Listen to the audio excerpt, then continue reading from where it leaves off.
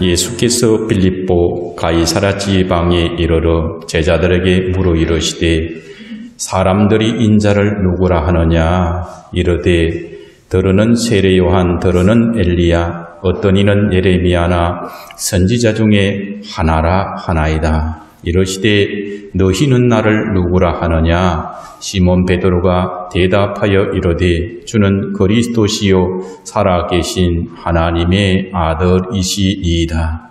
예수께서 대답하여 이르시되 바요나 시몬아 내가 복이 있도다. 이를 내게 알게 하니는 혈육이 아니요 하늘에 계신 내 아버지시니라. 또 내가 네게 이르노니 너는 베드로라. 내가 이 반석 위에 내 교회를 세우리니 엄부의 권세가 이기지 못하리라. 내가 천국 열쇠를 내게 주리니 내가 땅에서 무엇이든지 매면 하늘에서도 매일 것이요 내가 땅에서 무엇이든지 풀면 하늘에서도 풀리리라. 아멘. 오늘 이 마태복음에서 본문인 16장은 마태복음의 분기점이 되는 그런 성경입니다. 16장의 앞부분이 그러니까 1장에서 16장까지는 예수님이 과연 누구인가에 대한 초점을 맞추고 있고 16장에서 마지막 28장까지는 그 예수님이 왜 오셨는가에 집중하고 있기 때문입니다.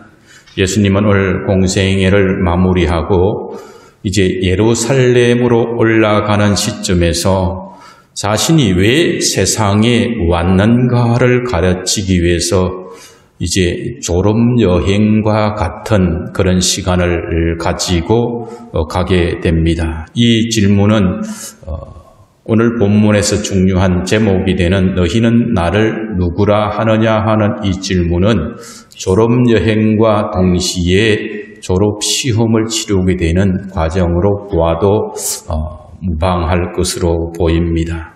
예수님은 이제 이 질문이 너무 중요하기 때문에 모든 대중사역을 중지하시고 핵심 제자들을 데리고 이제 갈릴리 북부에 있는 헐몬산 자락과 연결되는 가이사랴 빌립보 지역으로 졸업여행을 가셨습니다. 그리고 난 뒤에 그곳에서 사람들이 나에 대해서 누구라고 생각하느냐라고 질문을 했을 때에 그들은 때로는 누구 이렇게 대답을 하는데 너희들은 나를 누구라고 생각하느냐라는 중요한 질문을 하게 됩니다.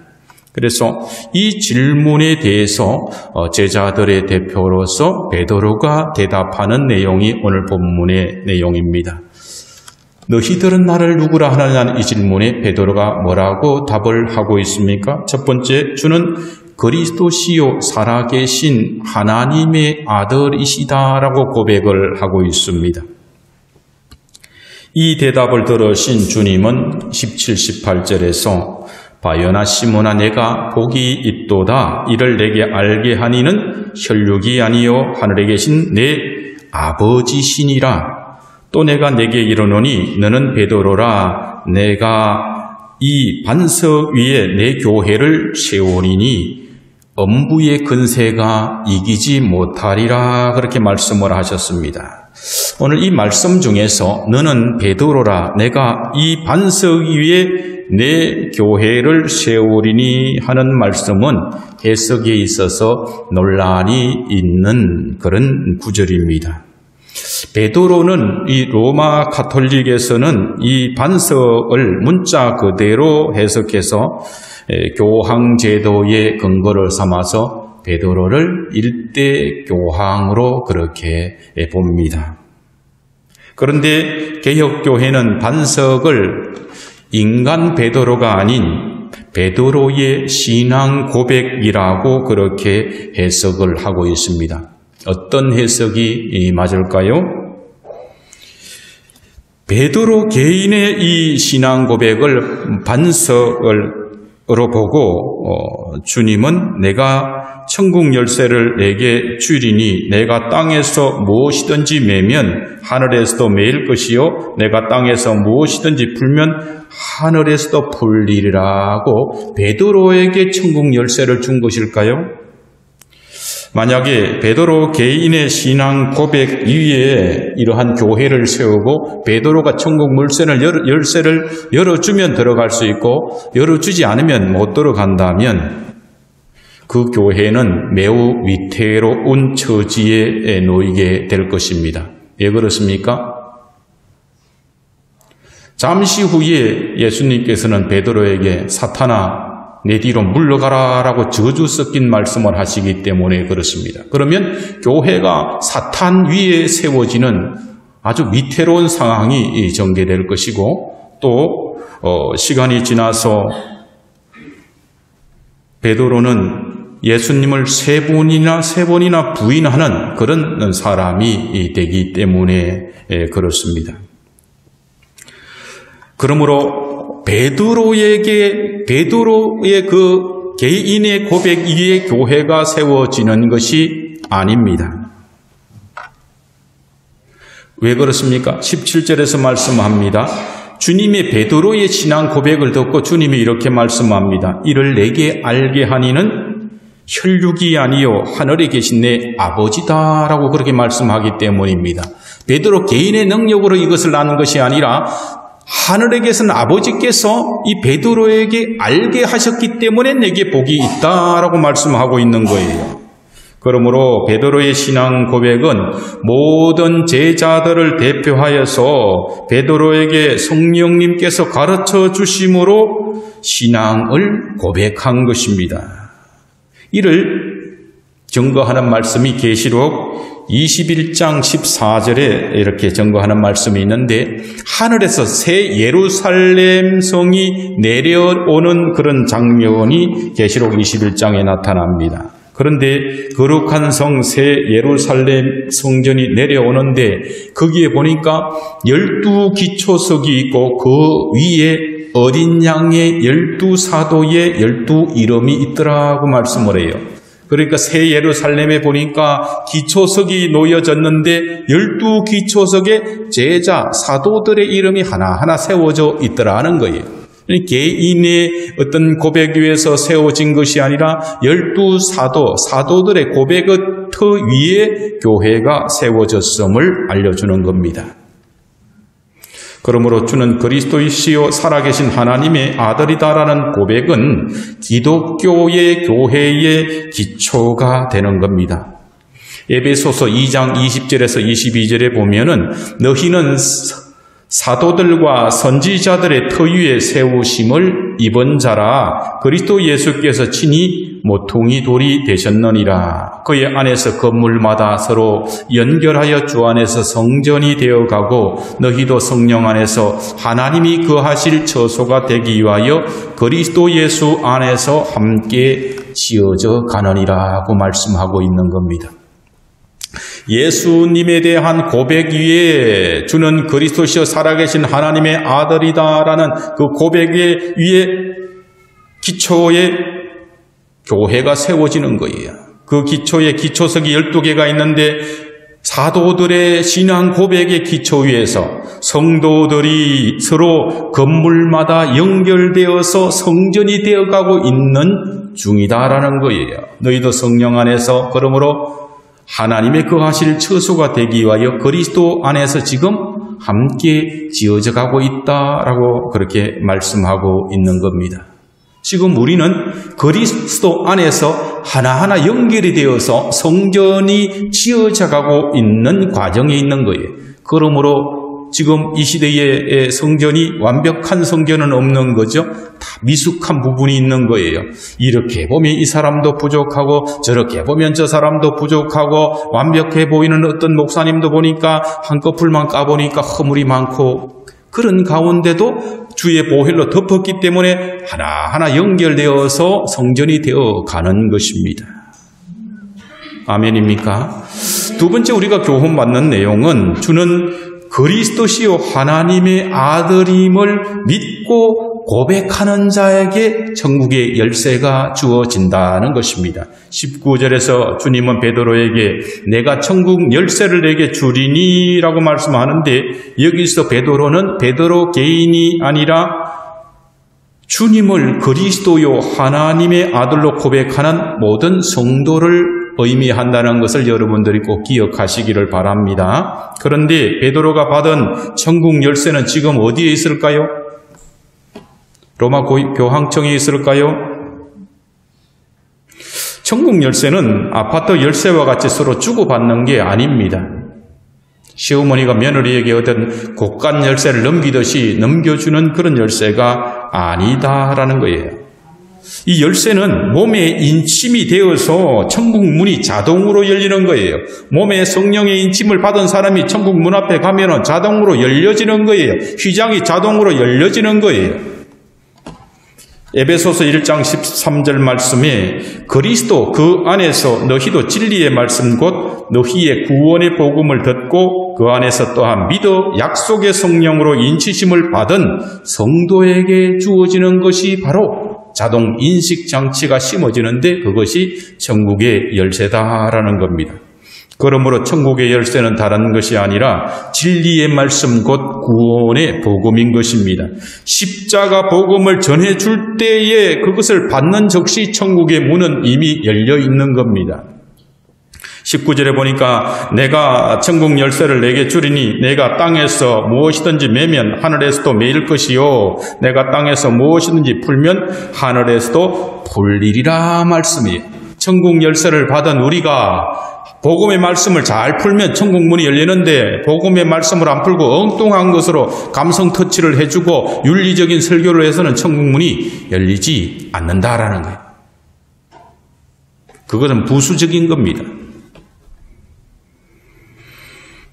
이 말씀은 하나님의 아들 예수 그리스도께서 우리의 죄를 위해서 십자가에서 대속 제물로 죽으시고 부활하셨다는 복음을 전하여 줄 때에 복음을 듣고 영접을 하면은 천국의 문이 열린다는 겁니다. 이 말씀을 요한복음 20장 23절에서는 좀 더 다르게 표현합니다.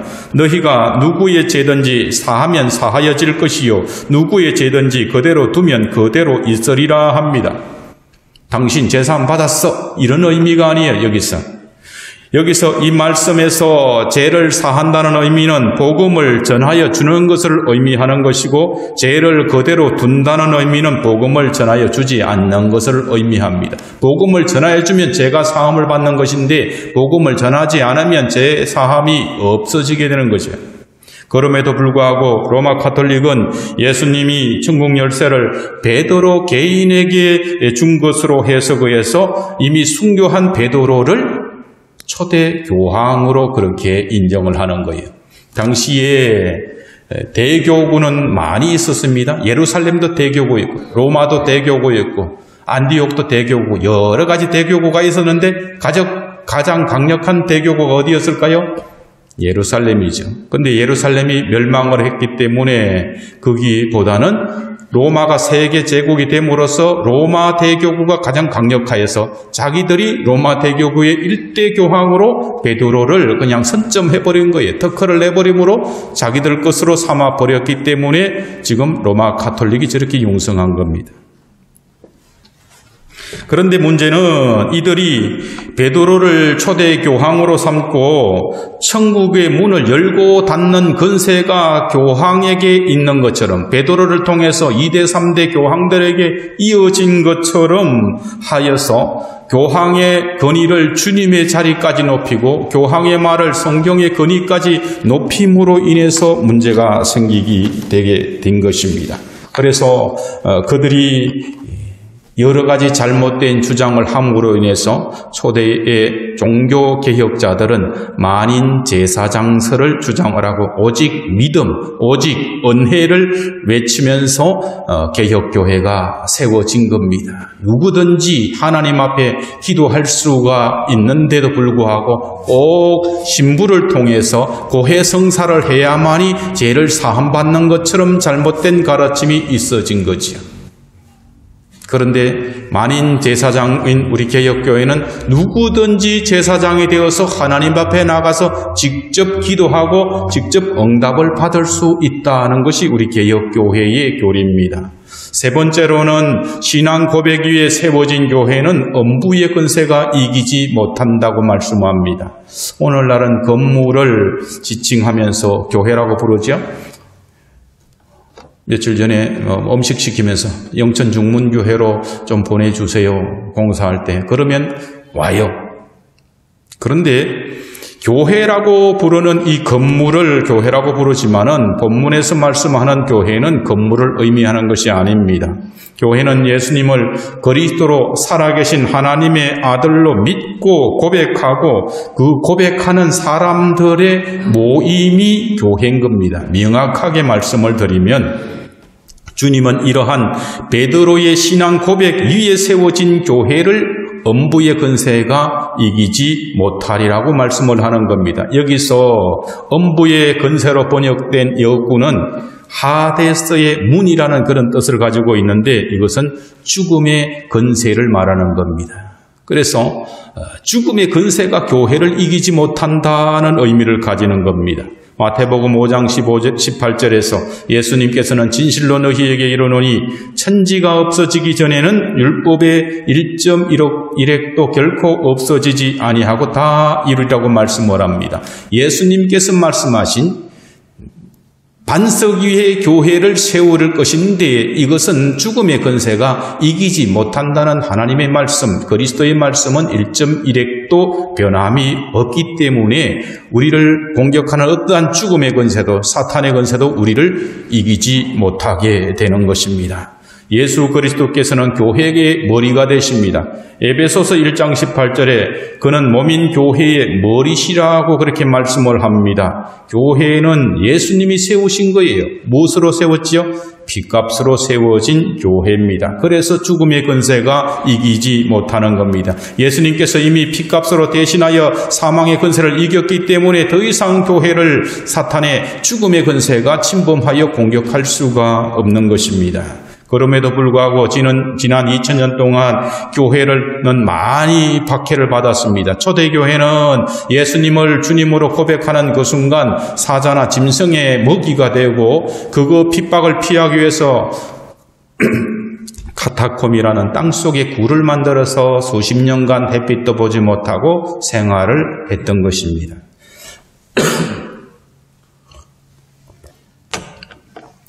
또 공산주의가 기독교를 얼마나 핍박을 했는지 수백만 명이 핍박을 받아서 죽었습니다.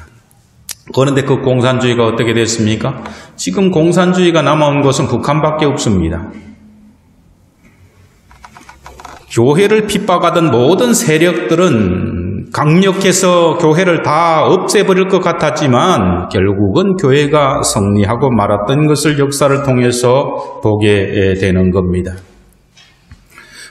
현 정부도 보면은 교묘한 방법으로 교회를 공격을 하고 코로나 전염병을 핑계로 교회를 엄해하고 교회가 예배를 드리지 못하도록 방해하고 있지만 그러나 이 과정도 하나님께서 허락하신 것이기 때문에 성도는 이것을 통해서 훈련받고 정금같이 나오게 될 것이고 교회는 참교회와 거짓교회로 구분될 것이고 참성도와 거짓성도로 구분되어서 교회는 더욱 건강하게 세워지고 승리할 줄로 믿습니다. 너희는 나를 누구라 하느냐 하는 질문에 제자들을 대표해서 베드로는 주는 그리스도시요 살아계신 하나님의 아들이시다고 고백을 했는데 이 질문은 지금 우리 시대에 우리에게도 하는 질문이다라는 것입니다. 그러므로 이 베드로의 신앙 고백은 모든 성도의 신앙 고백이 되어야 하는 것입니다. 그러나 우리는 베드로의 신앙 고백보다도 더 구체적이고 확실한 믿음을 고백하고 있습니다. 우리가 고백하는 예배 때에 고백하는 신앙 고백을 보면 성부 하나님에 대해서 성자 하나님에 대해서, 성령 하나님에 대해서 더 구체적으로 고백을 하고 있고, 또 성령께서 교회와 교통하고 성도가 교회가 교통하며 우리의 종말이 죽음이 올지라도 다시 부활하며 영원히 살 것이라는 것을 믿음으로 고백하고 있는 것입니다.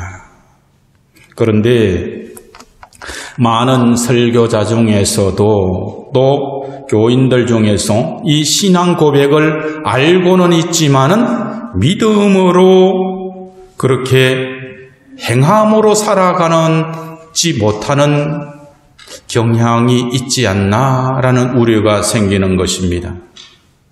왜 그럴까요? 알고는 있는데 믿지 못하는 듯한 어떤 그러한 삶은 왜 나타날까요?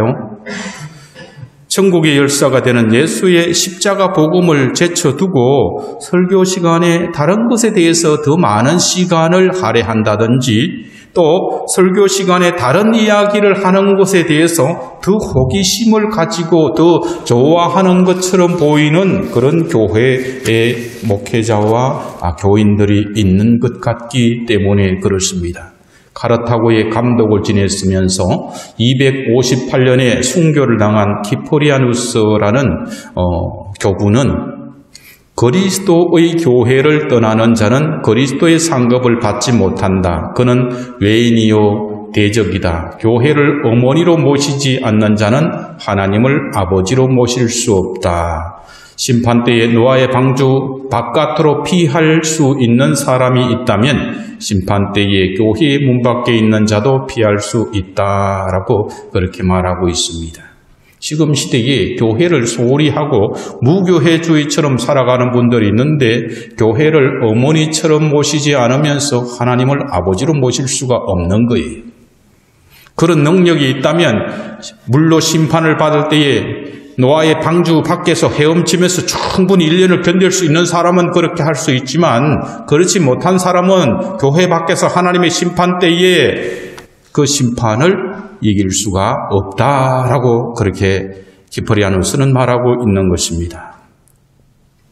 골로새서 1장 18절에 그는 교회의 머리시라고 했습니다. 에베소서 2장 20절 이하에 보면은 예수께서 친히 모퉁이 돌이 되셨고 그의 안에서 건물마다 서로 연결하여 주 안에서 성전이 되어가고 그리스도 예수 안에서 함께 지어져 간다 말씀하는데 교회를 벗어나서 어떤 독자적인 신앙으로 살아가려는 그런 시도는 매우 위험한 신앙이고 결국은 구원에서 떨어질 수밖에 없는 길로 가게 되는 것입니다.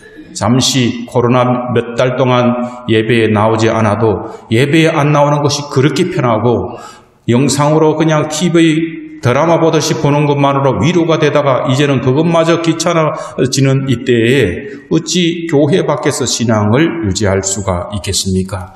말씀을 마무리합니다. 너희는 나를 누구라 하느냐는 주님의 질문에 우리는 본문의 베드로의 신앙 고백보다도 더 구체적이고 확실한 믿음의 대답인 신앙 고백을 하고 있습니다. 봄이 되면 살아있는 나무에는 새싹이 나오듯이 신앙 고백을 하는 것에 머물지 않고 믿는 사람들은 새싹이 나고 꽃이 피듯이 삶의 행함으로 나타나야지 살아있는 믿음이 되는 겁니다. 행함이 없는 믿음은 죽은 믿음이라고 말씀해요. 아는 것으로 머물고 있는 신앙은 죽은 신앙이 되는 겁니다. 살아있는 신앙의 사람은 먼저 좋은 교회, 건강한 교회를 자꾸 찾아요. 신앙이 살아있는 사람은 뭔가 갈급해요. 그래서 좋은 교회를 향해서 찾아가는데 그러면 좋은 교회는 어떤 교회일까요?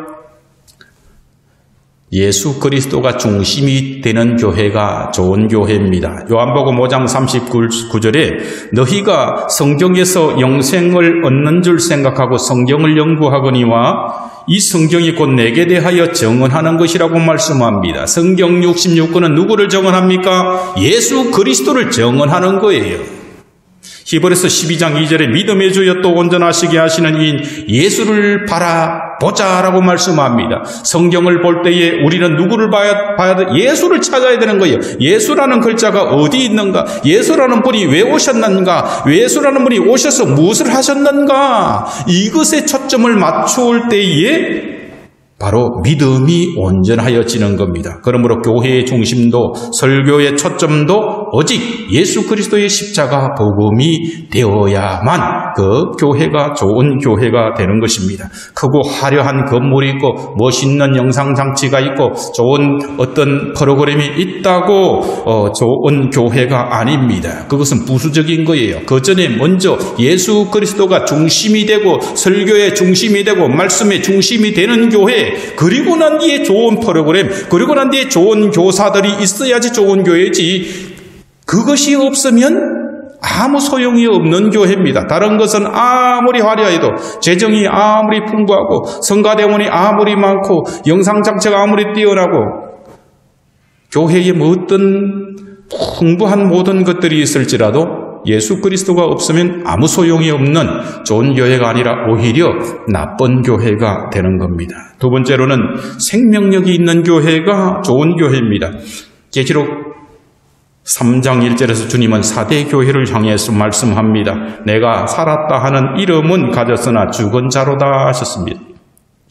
교회 중에 살아있다고 자꾸 생각하는데 죽은 교회가 있다는 말은 대단히 충격적으로 우리가 받아들여야 되는 겁니다. 이 땅에는 병든 교회가 있어요.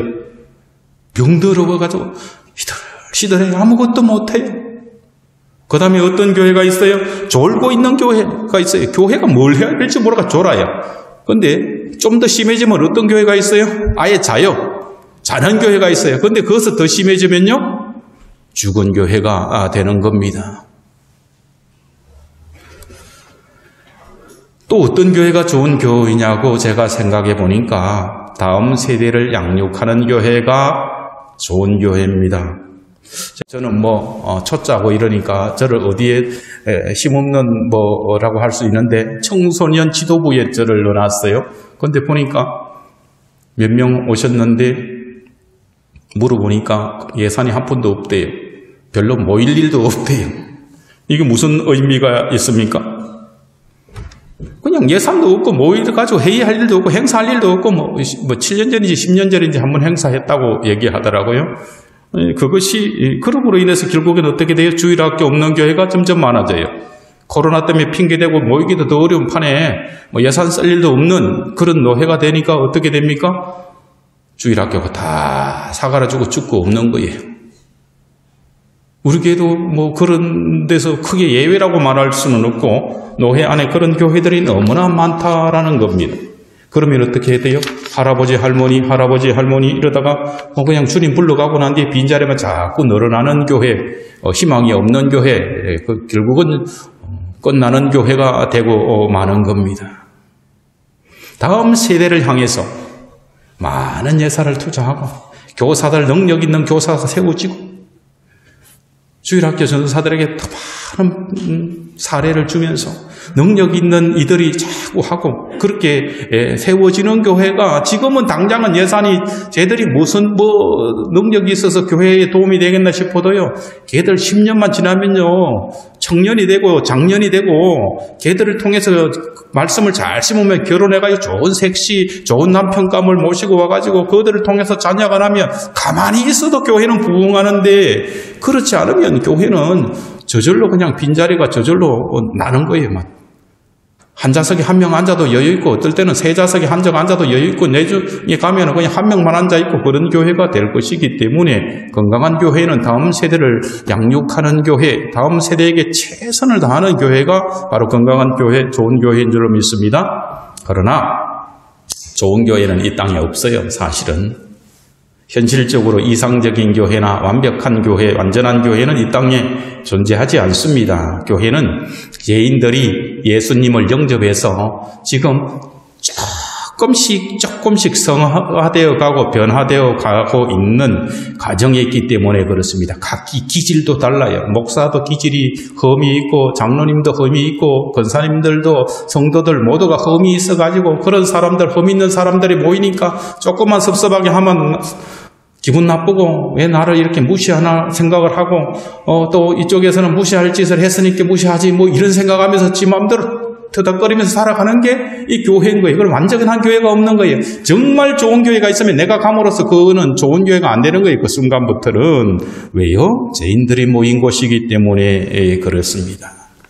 예수 이름으로 모여서 정말 하나 되려고 애쓰고 사랑하려고 하는데, 그러나 그리스도 예수 안에서 함께 지어져 가는 미완성의 성전이기 때문에 좋은 교회는 없는 거예요. 좋은 교회는 언제 있을까요? 계시록 21장 2절에 가면 거룩한 성 새 예루살렘이 하나님께로부터 하늘에서 내려오니 그 준비한 것이 무엇이라고요? 신부가 남편을 위하여 단장한 것 같더라. 그때 가면 완벽해져요. 그때 가보니까 미안합니다, 이런 말이 저절로 나오고 내 잘못입니다 하고 그럴 때 모든 허물을 사랑으로 덮으니까 신부가 남편을 위해서 신랑을 위해서 단장한 것 같던 그때에 가면 완전한 교회가 되는 것입니다. 말씀의 결론입니다. 너희는 나를 누구라 하느냐는 예수 그리스도의 질문에 주는 그리스도시요 살아계신 하나님의 아들이시다는 그런 고백하는 사람들의 고백 위에 교회가 세워지고 그것을 성전이라고 하는 겁니다. 지금 한 2주간에 걸쳐서 교회를 수리하고 있습니다. 십자가 탑에서 비가 새가지고 십자가 탑 바로 밑에 있는 방에 막 비가 새가지고 천장이 얼룩이 지고 벽이 막 곰팡이가 설었어요. 교회 사택 3층 지붕에 비가 새가지고 주방 옆에 구멍이 뚫려가 지가그리 왔다 갔다 한대요. 3층 화장실에서 비가 새가 2층의 예배실 식당으로 물이 흘러내려가지고 빵꾸가 났어요. 교회 예배당의 용마루 쪽에 비가 새가지고 이쪽에 임시로 비가 새갖고 임시로 막고 여기에 페인트 곰팡이를 끌고내고 칠했어요. 피아노 자리에 비가 새가지고 저쪽에 창문에 비가 새가지고 끌고내고 우선 막고 페인트 칠을 저하고 이종수 집사님이 했습니다. 그리고 심야보일러가 고장이 나서 도시가스를 넣고 있고 화장실에 온수가 없기 때문에 온수도 연결하고 천장이 무섭다고 그래가지고 천장도 좀 갈고 뭐 이렇게 하고 있어요. 왜 제가 이렇게 수리를 할까요?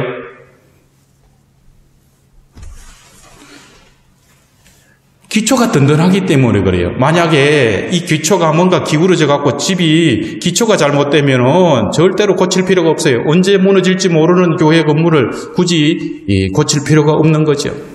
기초는 든든해요. 이래도 기초가 세면으로 옆에서 보면 이만큼 두께로 기초를 따놨기 때문에 교회가 옆으로 넘어질 일은 없어요. 그래서 기초가 튼튼하기 때문에 고쳐도 되는 거예요.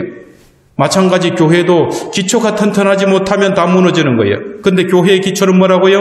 주는 그리스도시요 살아계신 하나님의 아들이다라는 이 고백 위에 세워졌기 때문에 교회는 절대로 무너지지 않는 겁니다. 그래서 오늘 교회의 기초는 주님의 질문에 대한 답이 기초가 되는데 이것이 바로 신앙 고백입니다. 우리가 예배 때마다 신앙 고백을 하는 거, 여기서 하나라도 빼면 위험해지는 거죠. 주님이 그리스도시요 살아계신 하나님의 아들이라는 고백의 터에 세워진 교회는 절대로 무너지지를 않습니다. 마태복음 7장 25절에 비가 내리고 창수가 나고 바람이 불어 그 집에 부딪히되 무너지지 아니하나니 이는 주추를 반석 위에 놓은 까닭이다라고 말씀을 합니다. 그런데 무너지는 그러한 교회가 있지요. 집이 있지요.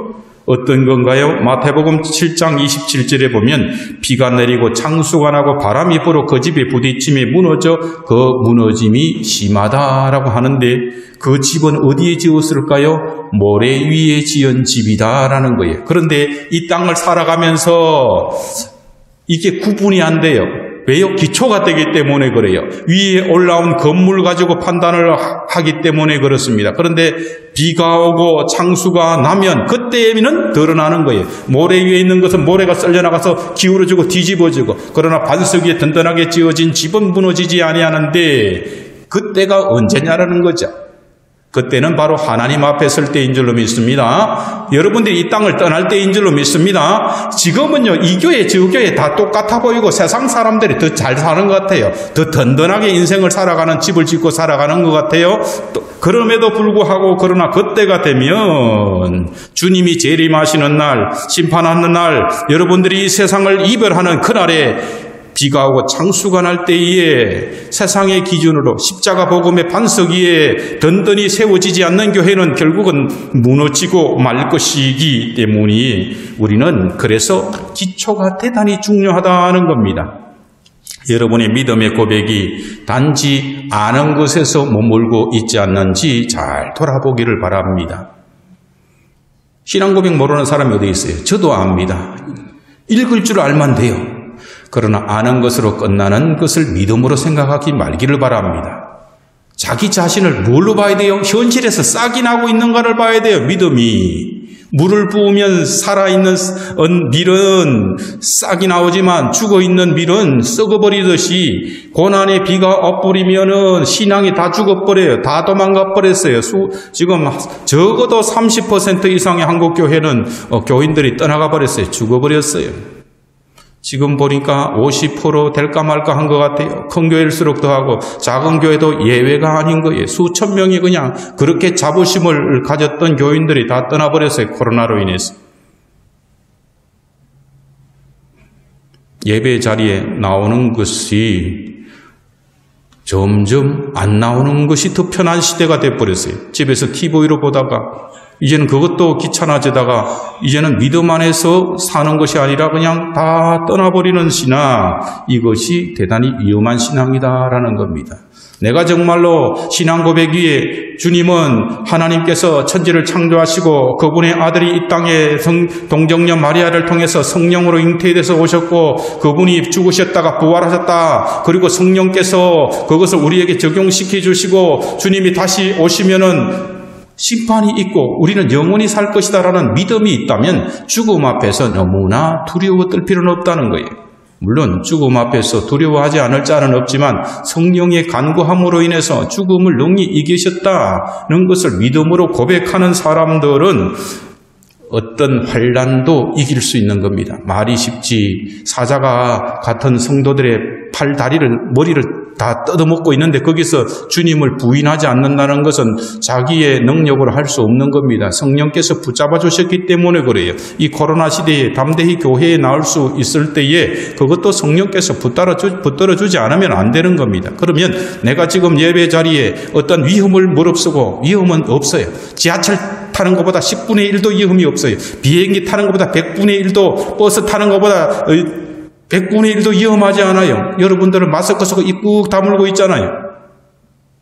훨씬 안전합니다. 그럼에도 불구하고 세상 사람들이 말하는 어떤 손가락질과 그런 것을 감수하고 내가 지금 이 예배 자리에 나왔다는 것은 내가 하나님의 은혜를 받은 자로구나.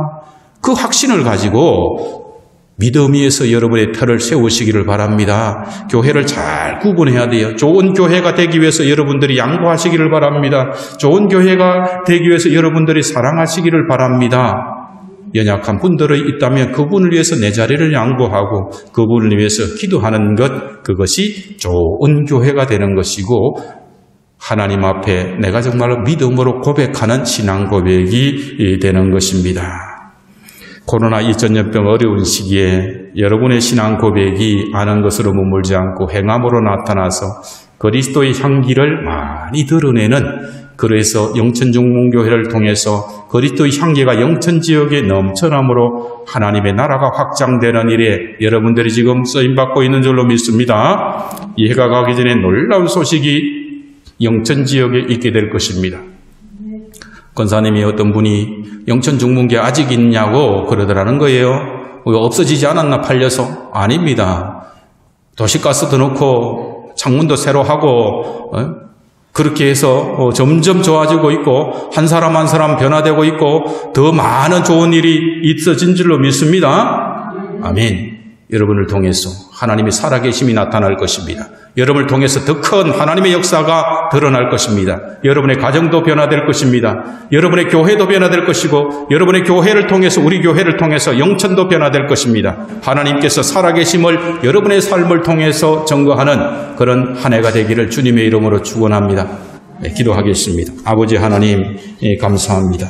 주는 그리스도시요 살아계신 하나님의 아들이라고 믿음으로 저희들이 신앙을 고백할 때에 이 신앙의 고백 위에 우리 교회가 세워지고 아버지 하나님의 엄부의 권세가 이기지 못하는 승리하는 교회가 된 줄로 믿습니다. 그러나 아버지 하나님 이 신앙의 고백을 아는 것으로 머물지 아니하고 그리스도의 향기를 나타내며 사상의 복음의 증인되는 삶을 살아가는 데까지 사명을 감당하도록 성령님 저희들의 심령에 뜨겁게 역사하여 주시옵소서. 감사하며 우리를 구원하신 주 예수 그리스도의 이름으로 감사하며 기도드리옵나이다. 아멘.